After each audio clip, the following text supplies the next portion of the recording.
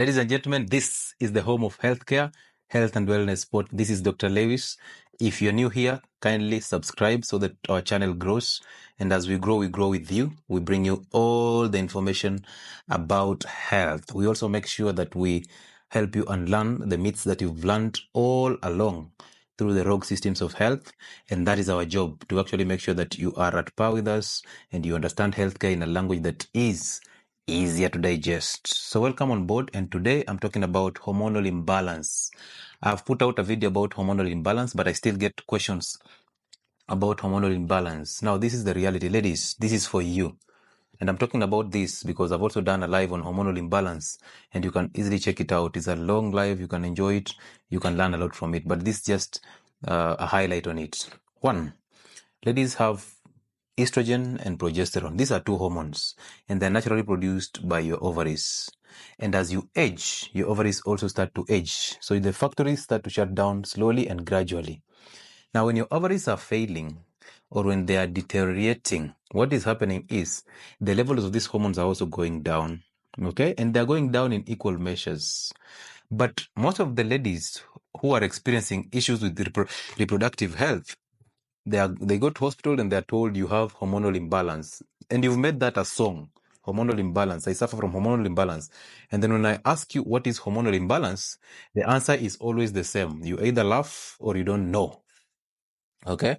But this is the point. This is what we mean, or this is what they mean when they tell you you have hormonal imbalance. And it's unfortunate that when you go back to hospital after being diagnosed with this hormonal imbalance, you're told that it happens in most women. You're told that it has no known cause, but they are quick to write you a 3-month cycle of hormonal contraceptives or hormonal replacement therapy, which is basically full of estrogen. So this is what is happening. When you have these two hormones going down because the ovaries are failing, God designed your system perfectly so that there is a gland that will start producing progesterone to actually help you survive your post-menopause years. And on top of the kidneys, there is a gland that is called the adrenal gland. This gland produces the hormone that is called cortisol, the stress-fighting hormone, okay? And when you're aging and you have inadequate production of progesterone, this cortisol can actually be converted to progesterone so that you start having your progesterone going back to normal. So what is happening? Your hormones are going down as you age because the ovaries are also aging. But in most women, you realize their hormones are going down, yes, but one is going down faster than the other. And the one that is going down faster than the other is progesterone. Rewind and let me tell you the truth. Estrogen is a female hormone, is responsible for your femininity, the secondary characteristics, fat deposition, bone density, and all that.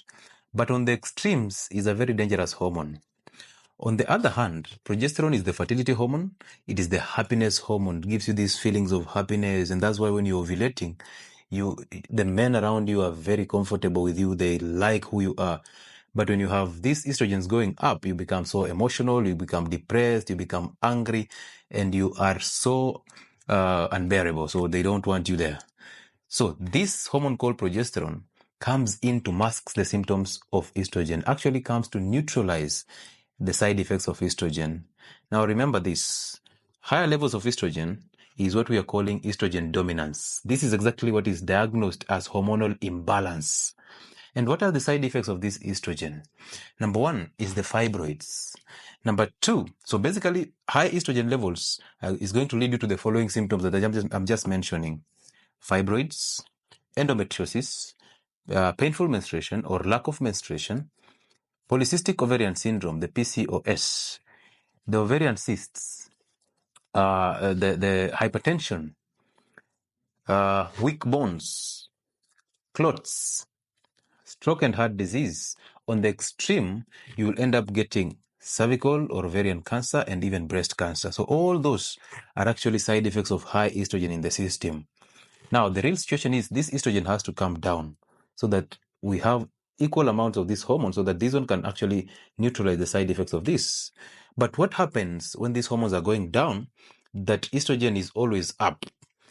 The reality is this, we always feed estrogen. We are concentrating on feeding estrogen, but we are also killing the adrenal gland softly, slowly, and gradually through the foods that we are eating.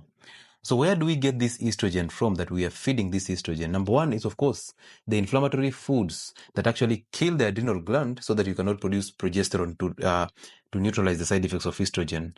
And this is the wheat products. This is the sugar in all forms, including fruits and honey. This is the seed oils. Okay. And then sedentarism. All of you eat all the time. You eat 5 meals a day and you still snack in between. You're always hungry. And then you're now gaining weight. When you gain weight, fat is highly estrogenic. So you're actually feeding estrogen. But the modern woman is always on hormonal contraceptives. Most of you don't even know if that IUCD you're using, if it's hormonal, if it's not, if it's non-hormonal. Most of you think it's just a copper tea, but you don't even know if it's hormonal or non-hormonal. You need to talk to your gynecologist to tell you if they're using a hormonal one or they're using a non-hormonal one.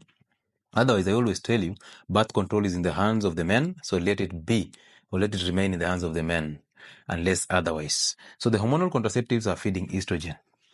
The sugars are feeding estrogen. The GMO foods, we call them the endocrine disruptors. They are feeding.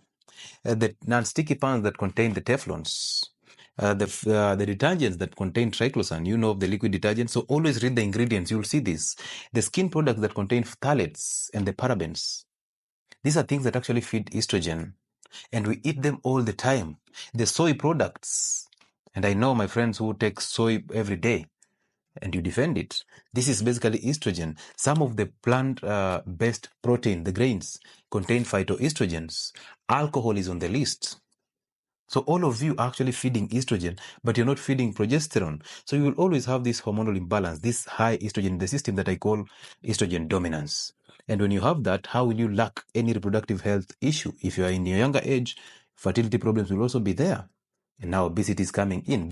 Have you ever taken time to read the leaflet for hormonal contraceptives? You will actually know what I'm talking about, because all these side effects are there, and they're there because of estrogen. So you need to actually lower your estrogen down, so for you to actually live a healthy life after menopause. And you've known about the postmenopausal syndrome, and most of you are going through it. The hot flashes, the acne, the depression, the anger and emotions. Where are they coming from? You're actually feeding them by feeding the estrogen. And now you go to hospital and the doctor gives you a 3-month cycle of the same estrogen in terms of hormonal contraceptives, telling you that this will balance your hormones. At least for those who have been given the progestins, well done, because now we start boosting the progesterone. But how long shall we do that? Shall we always be on boosting progesterones so that the reality is that we keep on eating the wrong foods and then we take the drugs to balance the hormones? Shall we always be doing that? When you go for fibroid surgery, you're just getting off the fibroids. 3 years down the line, they come back because you're fixing the symptoms. The cause is the estrogen dominance. The fibroids, those that you're removing in the uterus, are not a problem. They are symptoms. So you cannot focus on fixing the symptoms. The cancer is a symptom. The PCOS is a symptom. So when you start losing that fat, when you start eating healthy, when you start fasting, you actually balance your hormones. When you start enjoying the sun, when you start walking and exercising, breathing new air, fresh air and clean air, you start getting all your hormones balanced. And when you start eating the cholesterol-rich foods, because actually these hormones come from cholesterol. So when you start leading a healthy life, you start dropping the estrogens. And now what happens? Your PMS disappears. Your issues with fertility disappear. Your issues with anger and emotion disappear. You start losing weight. Your bone density becomes stronger. And now you become a superwoman. But again, you don't want that, right? You don't want the longer route. You want the shortcuts, the quick fix. You want to eat the same food that you've been eating all the time, doing the same sedentary life that you've been doing and expecting different results, right? It is not going to happen. It's not going to happen. They will eat your money to the day that you go to the grave. And they will still eat your money. Okay, through your daughters and through your children. For the boys, if you have a hormonal imbalance, of course, testosterone levels are low and estrogen is high. You need to drop these foods. Why are women taking alcohol to start with? Why are you still on sugar? Why are you still using seed oils? How is it possible that you are unable to move out of these unhealthy diets? Why are you not even doing a walk in the evening? It's a full body exercise. Why are you still snacking? Do you really need 5 meals a day? Do you really need to snack? 2 meals are enough. Start fasting and follow that video that I actually talked about hormonal imbalance, because I discussed it in depth. This is just a highlight. Take care of yourself, lower that estrogen, you will lead a happy life ever after. I thought you should know.